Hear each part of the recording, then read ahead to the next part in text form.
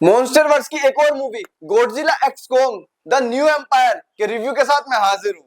अगर मैं बात करता हूँ इस मूवी की स्टोरी की, तो आधे से ज्यादा तो इन्होंने ट्रेलर में दिखा दी थी और बची कुछ प्रमोशन के नाम पे भाई ऐसे फेंक के मारी है ना यूट्यूब पे, मतलब सारी स्टोरी तुम्हें पता चल गई होगी अभी तक। लेकिन फिर भी मैं तुम्हें मोटी मोटी स्टोरी एक बार बता देता हूँ।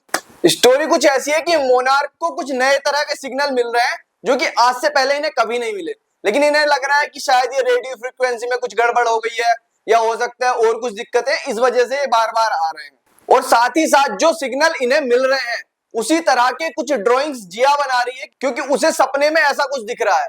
तो जब ये दोनों चीजों को मिलाते हैं तब इन्हें लगता है कि अब तो कुछ सीरियस है, होलो अर्थ में जाना पड़ेगा। तो ये चेक करने के लिए एक बार अपनी संतुष्टि के लिए होलो अर्थ में चले आते हैं और वहां जाके उन्हें पता चलता है कि कोंग की तो हालत खराब है, उसकी तो किसी ने कुटाई कर दिया है, हाथ टूटा हुआ है। तभी इन्हें याद आता है कि पिछला हमारा एक प्रोजेक्ट था और उसकी हेल्प से हम इसका हाथ ठीक कर सकते हैं। वहीं दूसरी तरफ हम गॉडजिला को देखते हैं कि वो नई नई जगह पे जाके हाइबरनेशन में चला जा रहा है और बहुत सारी रेडिएशन सोख रहा है, ऐसी ऐसी जगहों पे जा रहा है जहां पर कि दूसरे टाइटन रहते हैं और वो नॉर्मली वहां पे जाता नहीं है। तो ये भी एक दिक्कत है कि ऐसा क्या हो गया है कि गॉडजिला खुद को इतना ज्यादा चार्ज अप क्यों कर रहा है।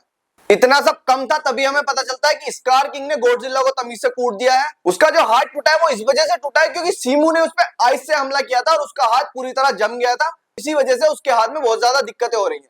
सीमू को हल्के में बिल्कुल मत लेना। पिछली बार जब धरती पूरी तरह बर्फ से ढक गई थी तो उसके लिए सिर्फ एक बंदा जिम्मेदार है और वो है सीमू। तुम अंदाजा लगा लो कि वो कितना खतरनाक टाइटन होगा, लेकिन फिर वो स्कार किंग के इशारों पे क्यों नाच रहा है। ये देखने के लिए तो मूवी जाना पड़ेगा ना, सब कुछ मैं ही बता दूंगा तो वहां क्या देखोगे। लेकिन इन द एंड हमें देखने को मिलेगा दोनों एक साथ जा रहे हैं, उससे लड़ रहे हैं। और ऐसा नहीं है कि सिर्फ इन्हें स्कार किंग से लड़ना है, स्कार किंग के साथ सीमो भी है। तो गॉडजिला का जैसे सीमो है, कोंग के जैसा स्कार किंग, तो 2v2 की टीम हो गई है और दोनों लड़ रहे हैं। कभी होलो अर्थ के अंदर जा रहे हैं, कभी अर्थ के ऊपर आ रहे हैं। और जो चीजें दिखाई गई हैं, जिस तरह से हमें पता चलता है कि मॉन्स्टरवर्स वाले ज्यादा ध्यान नहीं देते कि जब दो मॉन्स्टर लड़ रहे हैं तो नॉर्मल इंसानों की जिंदगी पे क्या असर होता है। थोड़ा सा इन्होंने उसे स्क्रैच से टच करने की कोशिश करी है, जो कि काफी अच्छा है। शायद आगे जाके इसे और अच्छे से एक्सप्लोर करेंगे। अगर मैं बात करूं एक्शन की, तो क्या इस मूवी में एक्शन है? एक्शन की बात ऐसी है कि शुरू ही होती है एक्शन से, खत्म होती है एक्शन पे। और हर 2 मिनट बाद कुछ ना कुछ हो रहा है। कोई किसी टाइटन को दूसरे को मार रहा है, कोई किसी को खा के दिखा रहा है। मतलब मैगी की तरह लोग टाइटनों को खा रहे हैं और उठा के पटक रहे हैं। जो तुम सोच सकते हो वो सब हो रहा है। दूसरी बात यह भी है कि सारी मूवी एक नैरेटर के पर्सपेक्टिव से हमें बताई जाती है, क्योंकि तुम्हें भी पता है ना तो गॉडजिला तुम्हें समझाएगा ना ही कोंग समझाएगा। उन दोनों को एक ही भाषा आती है, मार कुटाई की। तो वो अपना काम कर रहे हैं और जो नैरेटर है वो हमें कहानी बताते जा लेके पिट रहा है। लेकिन जो मैं एक्सपेक्ट करके गया था कि ये दोनों जब कोंग और गॉडजिला सामने आएंगे तो तगड़ी कोई फाइट होगी, वैसा कुछ नहीं हुआ। जितनी फाइट है तुम्हें सारी इन्होंने ट्रेलर में दिखा दी है। अगर मैं बात करूंगा वीएफएक्स डिपार्टमेंट की, तो देखो इस मामले में मॉन्स्टरवर्स की कोई टक्कर नहीं है। इन्हें सब कुछ वीएफएक्स से बनाना है। पहली बात तो ना इनके पास कोंग है, ना इनके पास गॉडजिला है और ना ही इनके पास कोई विलेन है। दूसरी बात, जो सीमू है वो कॉमिक बुक्स में एग्जिस्ट नहीं करता तो इन्हें उसे भी बनाना था।